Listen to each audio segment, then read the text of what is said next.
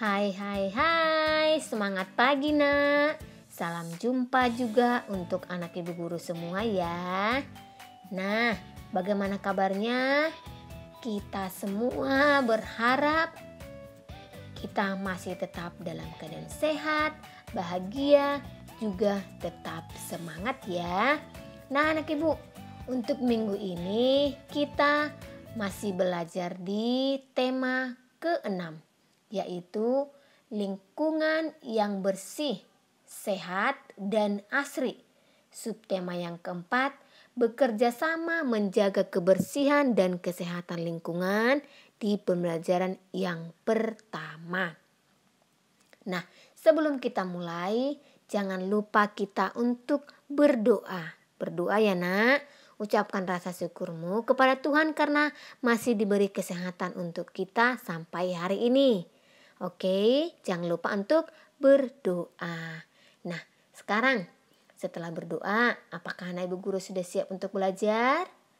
Mari ikuti ya pembelajaran kita hari ini. Lani bercerita tentang bekerja sama. Lani bercerita tentang bekerja sama menjaga lingkungan. Nah, anak-anak ibu, bacalah dengan nyaring cerita berikut. Bekerja sama menjaga lingkungan. Siti adalah tetanggaku. Siti menanam banyak pohon di rumahnya. Siti menyapu lingkungan rumahnya setiap hari. Siti selalu membersihkan saluran air di depan rumahnya. Di halaman rumah tidak ada air tergenang. Sampah tersimpan di tempatnya dengan rapi. Keluarga Siti tetangga yang baik. Kami membersihkan saluran air bersama. Kami menyiram tanaman bersama. Kami bekerja sama menjaga lingkungan. Aku bersyukur bertetangga dengan Siti. Nah, anak-anak ibu, yang berikutnya mari kita menulis ya. Nah, amati teks berikut. Bekerja sama menjaga lingkungan. Jawablah pertanyaan-pertanyaan berikut. Yang pertama, mari kita tuliskan satu kalimat tentang rumah Siti. Gunakan dengan kata-katamu sendiri ya. Misalnya, rumah Siti bersih dan asri. Nah, kemudian untuk yang kedua, Siti menanam banyak pohon di rumahnya. Mengapa Siti menanam banyak pohon? Ayo, siapa yang tahu jawabannya? Ya, berdasarkan teks tadi, Siti menanam banyak pohon karena apa nak? Agar lingkungan menjadi asri dan sejuk. Nah, selanjutnya untuk yang tiga, beritahu temanmu tentang rumahmu. Gunakan kata-katamu sendiri nak. Nah, kalian bisa ceritakan apapun tentang keadaan rumahmu. Ya, misalnya, rumahku selalu bersih dan rapi. Nah, untuk yang keempat, lingkungan rumahmu kotor. Bagaimana perasaanmu? Apakah perasaanmu senang atau sedih? Ya, tentu perasaanku atau perasaan saya sedih ya jika rumah kita kotor.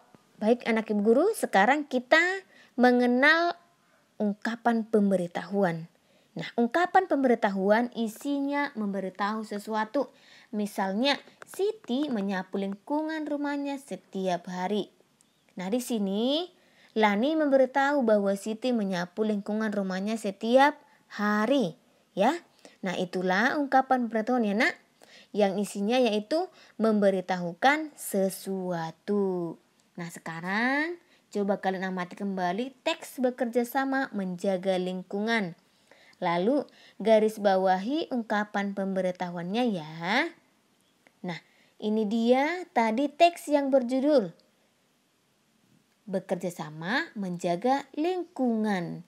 Coba ya kalian garis bawahi dan temukan apakah ada ungkapan pemberitahuan nak. Ya, ini dia ya. Yang pertama, pemberitahuan di sini Siti menanam banyak pohon di rumahnya. Kemudian yang kedua, Siti menyapu lingkungan rumahnya setiap hari. Dan yang ketiga, Siti selalu membersihkan saluran air di depan rumahnya. Nah, anak-anak ibu, itu adalah salah satu ungkapan pemberitahuan ya. Lalu nanti kamu bisa menemukan pemberitahuan yang lainnya dari teks yang tadi ya anak ibu. Oke.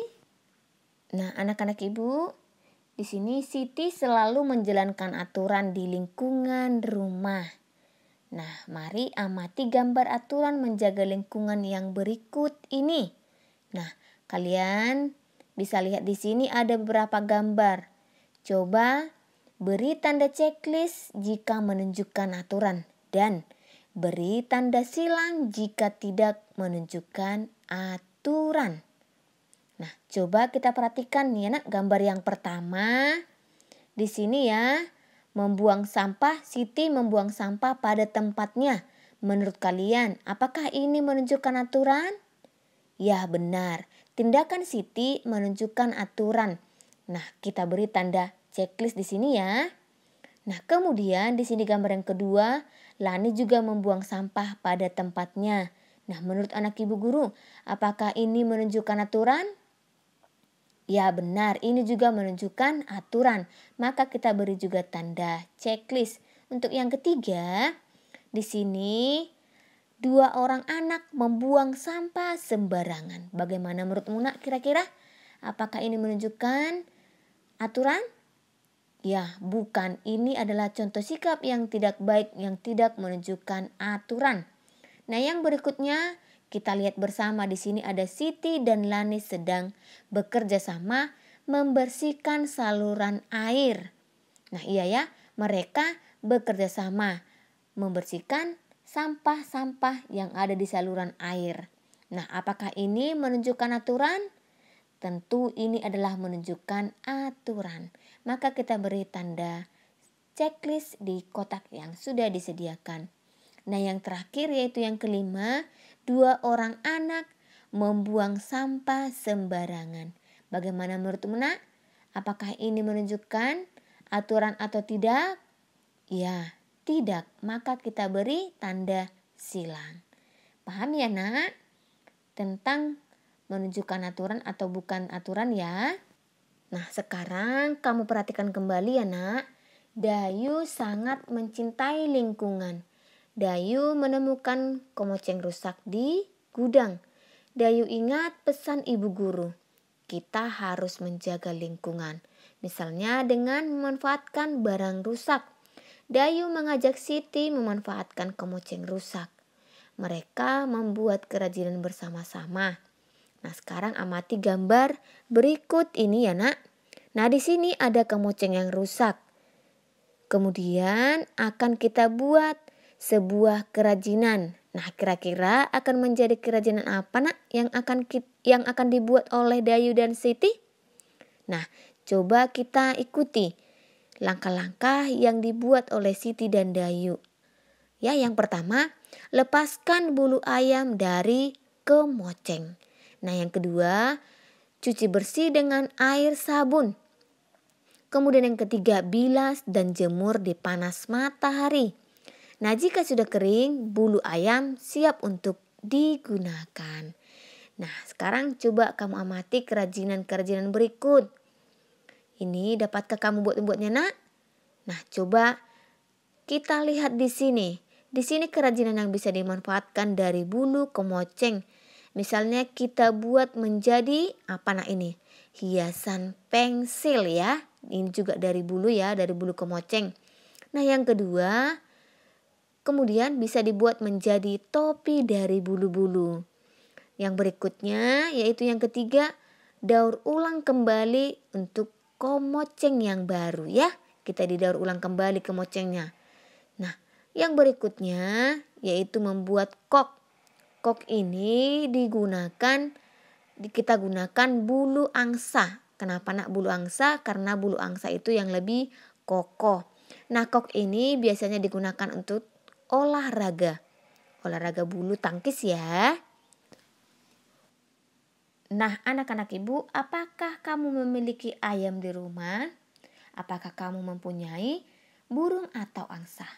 Nah, jika kamu memiliki ayam, burung atau angsa, coba kamu kumpulkan bulunya yang rontok. Kemudian cucilah bulu tersebut sampai bersih. Kemudian juga gunakan bulu tersebut untuk berkreasi. Contoh seperti yang sudah Ibu Guru jelaskan tadi ya nak. Nah, jika tidak ada, kamu gunakan bulu kemoceng yang sudah rusak di rumah. Atau juga saat ibu berbelanja ke pasar, boleh ya diminta di tukang potong ayam. Nah, silahkan kamu berkreasi dengan bulu-bulu tersebut. Dayu menghias pensil dengan bulu ayam. Dayu bekerja sama dengan teman-temannya. Nah, sekarang amatilah langkah-langkah berikut. Yang pertama, siapkan bulu ayam, pensil, lem, kain flanel, pita dan gunting. Kemudian yang kedua, berikan lem di sekeliling pensil bagian atas. Yang ketiga, tempel bulu ayam pada bagian yang sudah diberi lem. Kemudian tempellah flanel atau pita agar lebih rapi. Nah, dengan demikian pensil sudah selesai dihias. Nah, baik anak ibu, ini nanti akan menjadi tugas yang keduamu. Menghias pensil menggunakan bulu ya. Boleh bulu ayam, bulu burung atau angsa atau juga bulu kemoceng yang sudah rusak di rumah. Nah, demikian anak ibu guru pembelajaran kita hari ini.